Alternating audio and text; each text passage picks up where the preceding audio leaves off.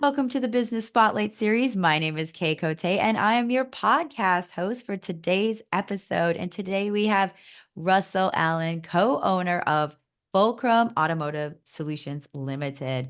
I'm so excited to get into this conversation and share Russell's journey to business ownership, best practices, and some of the challenges he's faced along the way to give you an inside scoop to what it's like to own and operate a business. If this is your first time on our channel, be sure to like and subscribe to get notifications when we drop episodes like this. Welcome, Alan. It's so great to meet you. Andy, thank you for having me. Of course. Well, share a little bit about yourself and a brief about the business. Okay, so my background is pretty typical, I guess, for someone in the UK. I was born on a council estate. I had no intentions of starting a business. Didn't go to university, but ended up with a career in technology, and that sort of led me to working for a major car rental company back in the 80s, and my career sort of developed from there, really. Oh, wow. That's incredible. And so, how did you become the co owner of Fulcrum? How did that come about? So when I was at the car rental company, I worked in IT, and for various reasons, I guess that I progressed fairly rapidly, and then ended up being IT director and looking after some of the operational aspects as well. I left that company back in 2007, went to do some other things in the automotive industry, and then a former colleague and a friend called me back in February 2011 and had a business idea. I couldn't think of a reason to say no, so we both resigned the next day. Wow. Now, how was that experience resigning? Did you have a game plan or was it kind of how did that go? I wouldn't say we had a game plan. I trusted the person, and her idea was pretty sound.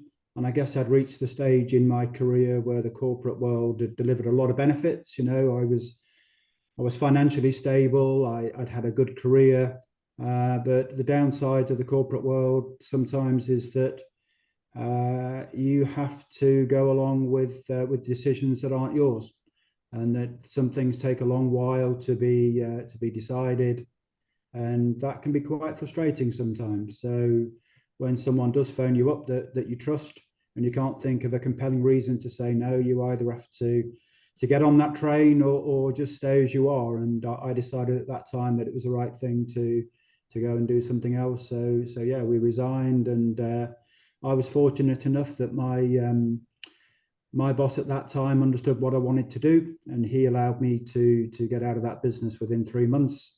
Whereas my business partner, she had to stay on at the car rental company for 6 months, which was a bit more challenging for her. But ultimately, we were able to start the business and move on from there. Wow, that's incredible. Well, it sounds like there a lot probably happened, especially in that first year. Could you share like one of your biggest maybe challenges starting up the business that you overcame and grew from?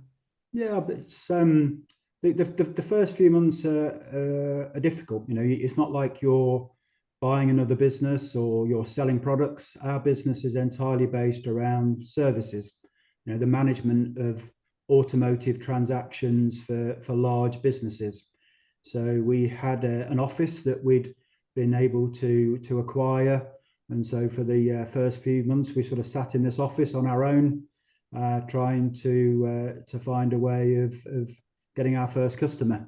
And when your only collateral are the reputations that you individually have, then that can be tough. But if you stick to it and the business premise is sound, then sooner or later you will come across somebody that you know, and they know you and what you've done in your career, who will take a chance on you. And we were lucky enough to do that after about 5 or 6 months, and that got us started on a journey that we're still on today.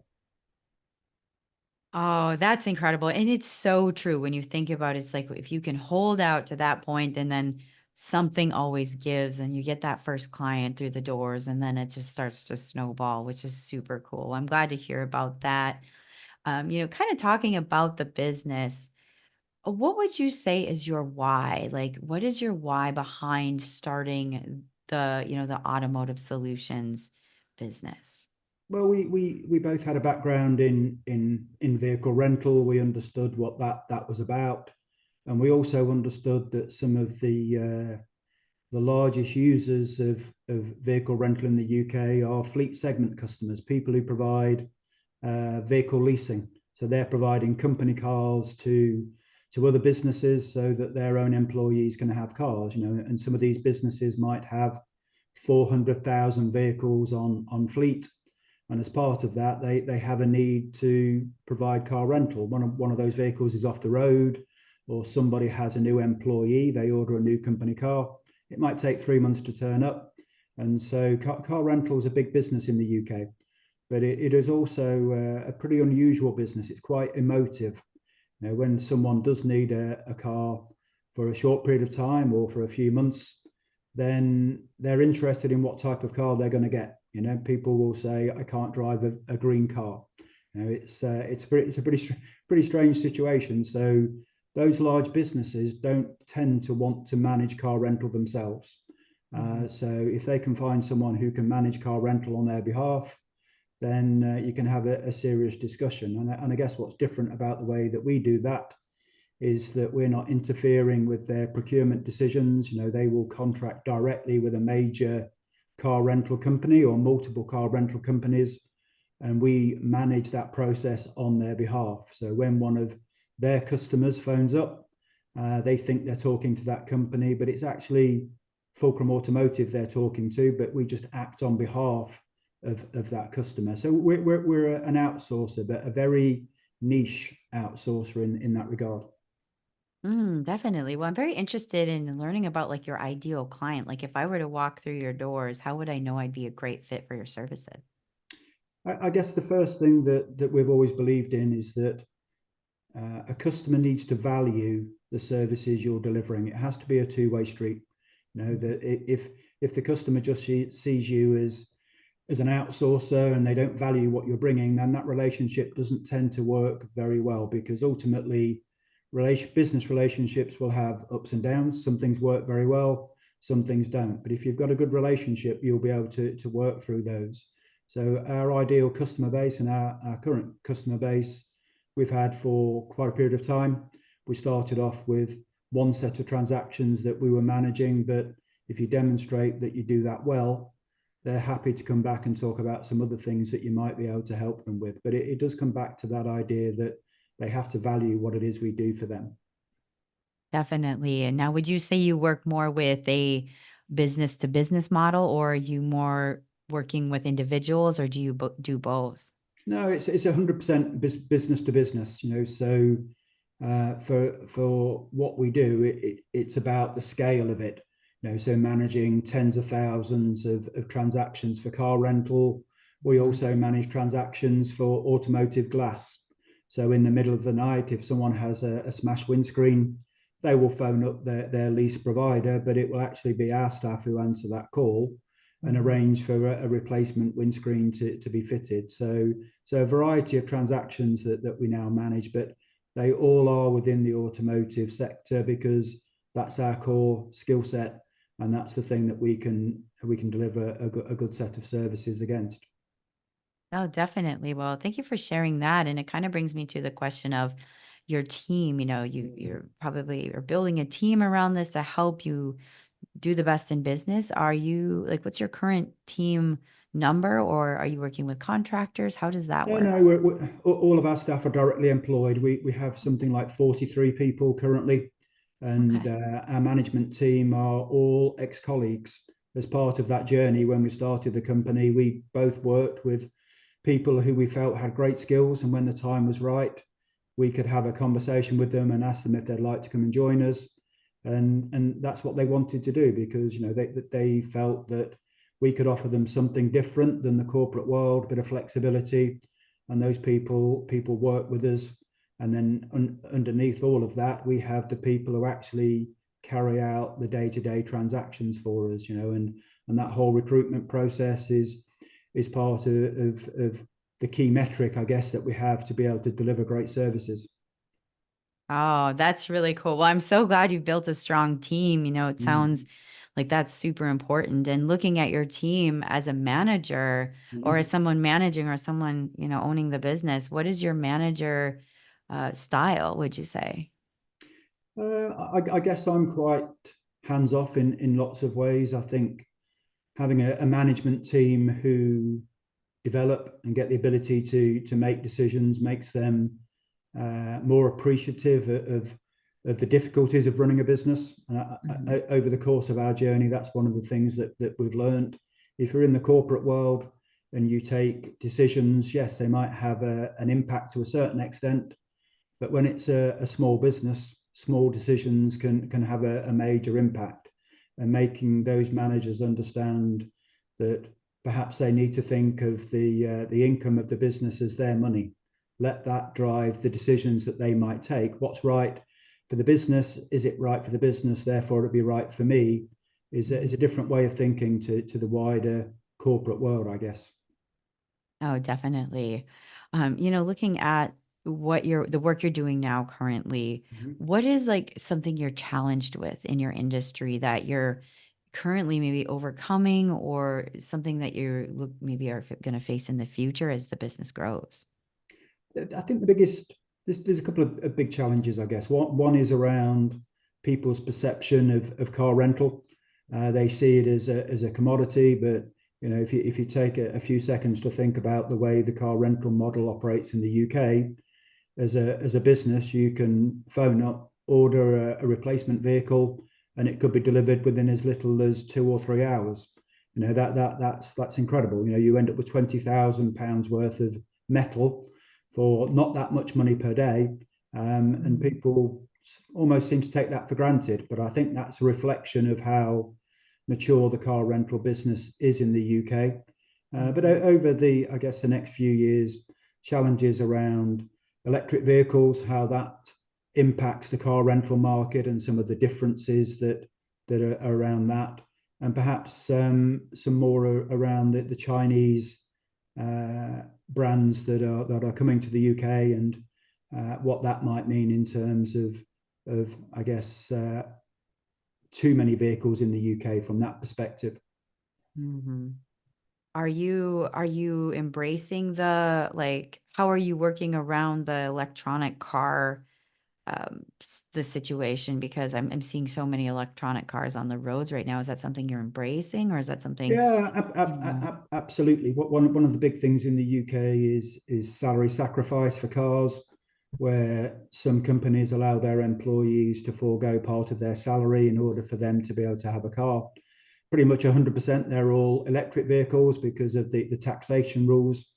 So having had an electric car, if that vehicle is off road for whatever reason, then the expectation is that it gets replaced with another electric car. Mhm. But delivering an electric car for car rental purposes is a bit more difficult because when the car is delivered, it won't be full of charge by default because it had to be delivered. And then at the end of the rental, how does the customer charge it up completely for the car rental company to take it away? So there are some nuances, Mhm. and that comes down to, I guess, informing the customer about that particular transaction and what their obligations are whilst they're in possession of that vehicle to make sure that it can be returned in a state that's acceptable to the car rental company. That's important. Those are things that I guess I wouldn't have thought about. So thank you for Yeah, sharing that as well. yeah, it is quite important.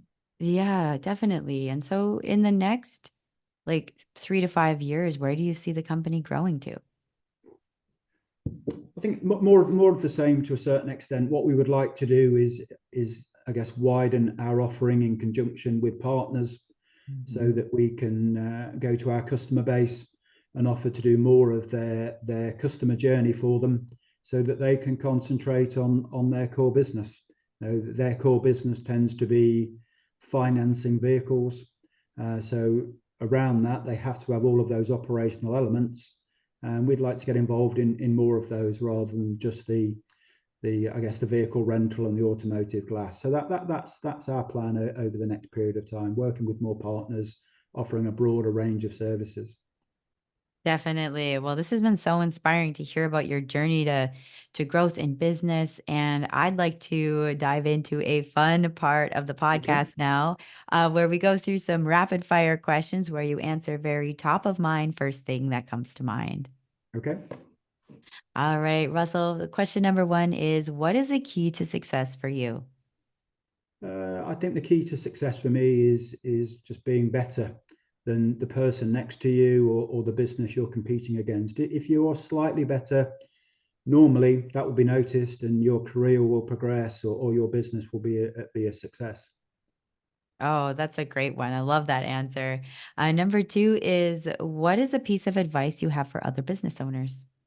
I think for other business owners, it's about the tenacity. If you can Mhm. be tenacious and you can hang around and people know that you're there, then you will normally get an opportunity. And then having had the opportunity, it's up to you whether you take it and deliver a good service or not. But if you do, then that relationship will work. If you don't, then unfortunately, then that's kind of in your own hands and you might need to move on. Definitely. Number three is, what is a book or any piece of content, could be a podcast, a show, something that you've taken in most recently?